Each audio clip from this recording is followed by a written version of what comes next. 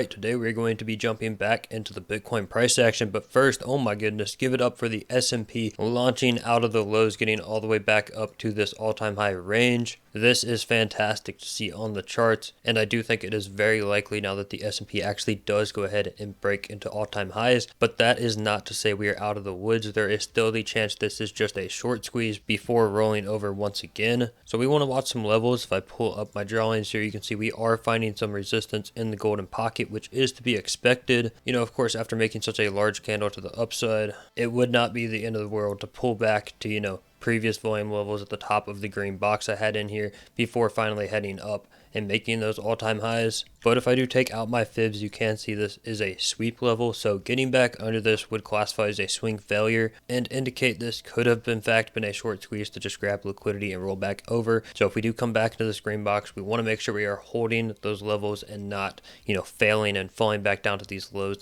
This low should absolutely hold.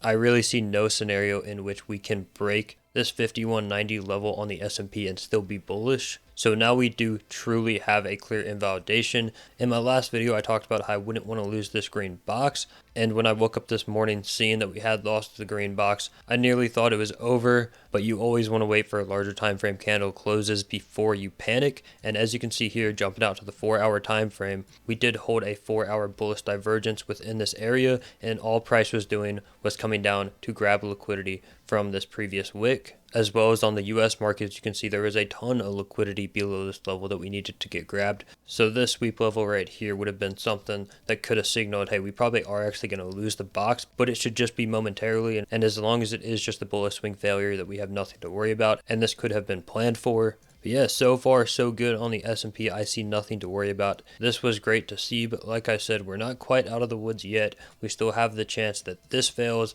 or that we come back up here to this level we had been talking about is a big liquidity level that could get swept before rolling over, because these highs are still good. So until these highs are broken, we still have to be staying vigilant in the markets. And with that big liquidity grab on the S&P, we also saw Bitcoin sweep the poor lows that I knew needed to get taken out. So we now have cleaned out a good amount of the liquidity from our range in here, and this could be our final low. You can see we also have a 4-hour bullish divergence coming in here on Bitcoin. But the low on Bitcoin right now is certainly not as good as the one on the S&P. So I do think there is still a very good chance it does get broken, especially because we are going into the weekend where markets are going to be closed. So coming down further to sweep this lower level we talked about in my last video would make a lot of sense. I said, if this does get swept, we're still going to be making poor lows, and that's exactly what happened. While they're not quite as bad, we are still going to have a lot of liquidity behind this level here, and to fully clean out the range, this would be our target. So just be watching out. We could sweep all the way down here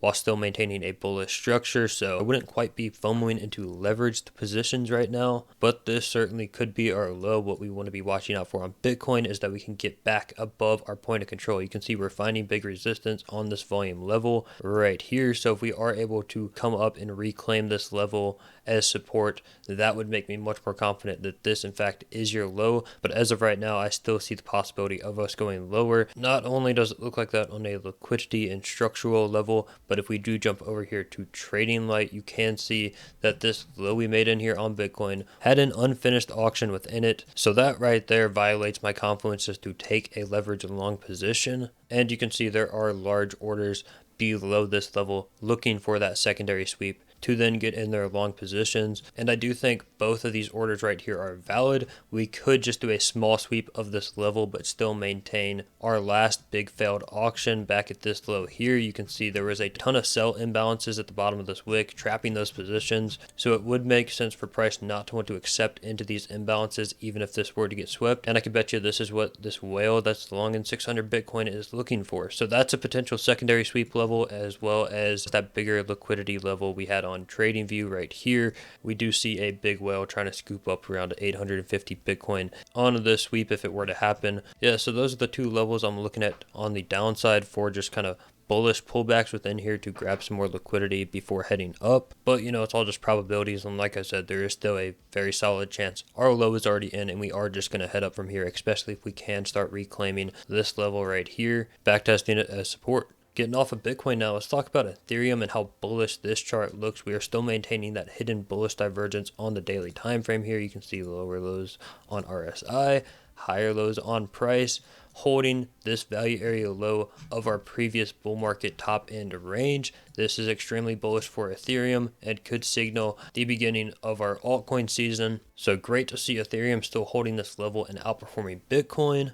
And looking at total 3, right, the rest of our altcoins, you can see while we did pull back from this golden pocket, we are starting to find support once again at these previous highs in here. And I would not be surprised if this is your low and we do go ahead and reclaim this. And like I've said before, as soon as we reclaim this golden pocket, you are going to teleport up on the altcoin market. So let's all hope this can play out. We can get out of the woods. And as soon as that happens, you will see stuff go parabolic. And something that tells me that the top is not in yet, and we are going to actually see this altcoin season. We are going to see the S&P potentially make all-time highs, Bitcoin make all-time highs, all of this stuff that we want to see is that the dollar had a third tap on this volume level. And while we did initially bounce off this level, and it could have been the reason for that dump today, I do expect this to actually break now, because the more times you test a level, the weaker it gets, and a third tap on this is now not nearly as structurally bullish as if we would have just continued up here. So the dollar is actually set up very nicely for a continuation in markets, assuming I am right and we do get back under and back tested as resistance. But of course, all of this is yet to be seen. We are still in a very crucial time in the markets where we have to be watching closely, because things can change very fast and there's no guarantee. We need to make higher highs on all these assets, but so far charts look good.